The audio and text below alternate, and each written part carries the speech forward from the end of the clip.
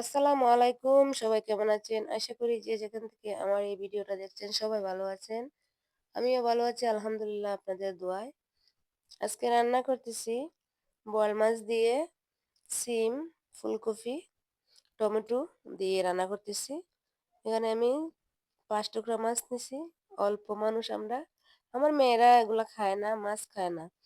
ওদেরকে নিয়ে একটাই সমস্যা, ওরা মাছ খাবে না। তো ৫ টুকরা মাছ আমারই নিজেরই খাইতে হইব। তরকারি রান্না করলে বাসি হয়ে যায়। তারপরে নিজেরও ভালো লাগে না। তাই অল্প সবজি দিয়ে রান্না করতেছি। এখানে কয়েকটা সিম নিছি আর অর্ধেকটা ফুলকপি, একটা ফুলকপি আস্ত দিছি না, অর্ধেক দিছি। আর ৪-৫ টা টমেটো। তো এখানে আমি মসলা দিয়ে দিতেছি পেঁয়াজের মধ্যে। পরিমাণ মতো হলুদ, মরিচ আর ধনিয়া দিয়ে মসলাটা ভালো করে কষিয়ে নিতেছি। আমার ভিডিওর কোনো অংশ যদি ভালো লাগে অবশ্যই আমার ভিডিওটা আপনারা শেয়ার দিবেন। সুন্দর সুন্দর কমেন্ট করবেন। আজকের ভিডিও মেন ছিল আমারই বাইফুত।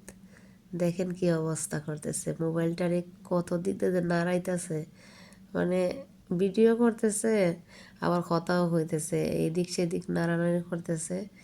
তা আমি বলছিলাম যে ভিডিওটা সুন্দর করে রাখো আর এভাবে নাড়ানাড়ি করিস না, হয় না সুন্দর হইতেছে। অন্যদিন আমি নিজেই ভিডিও বানাই, ভিডিও করি, এক হাত দিয়ে মোবাইল ধরা থাকে আর এক হাত দিয়ে রান্না করি আর কি। তো আজকে আমার বাইফুতে ক্যামেরাটা ধরছে। তো যাই হোক, আপনাদের কাছে কেমন হয়েছে জানি না। তো দেখতে থাকেন ভিডিওটা, আর আমি আমার মতো করে রান্না করতেছি আর কি। এখানে সবজিগুলো দিয়ে দিছি, দিয়ে এখন কষিয়ে নিব। কষানো শেষ হলে মাছ দিয়ে দিব।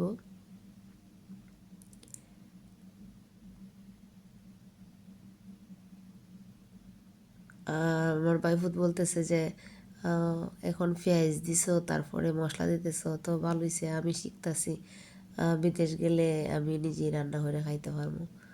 তারপরে এখন সবজি দিছি, একটু পরে এখন নামাইলি তাই না। আমি কই আরে বোকা, এটার মধ্যে মাছ দেওয়া লাগবো না, মাছ দিয়া জল দিমু, তারপরে তা জল দিয়া সিদ্ধ হইব তারপরে নামাইবো।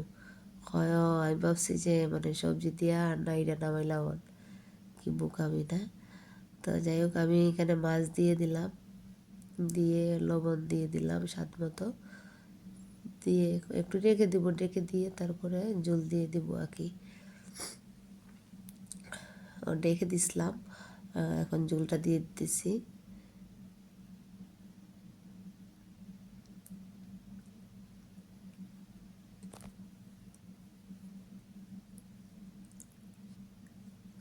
তো সবাই ভালো থাকেন, সুস্থ থাকেন, সবার জন্য সুস্থতা কামনা করছি, আমার জন্য দোয়া করবেন।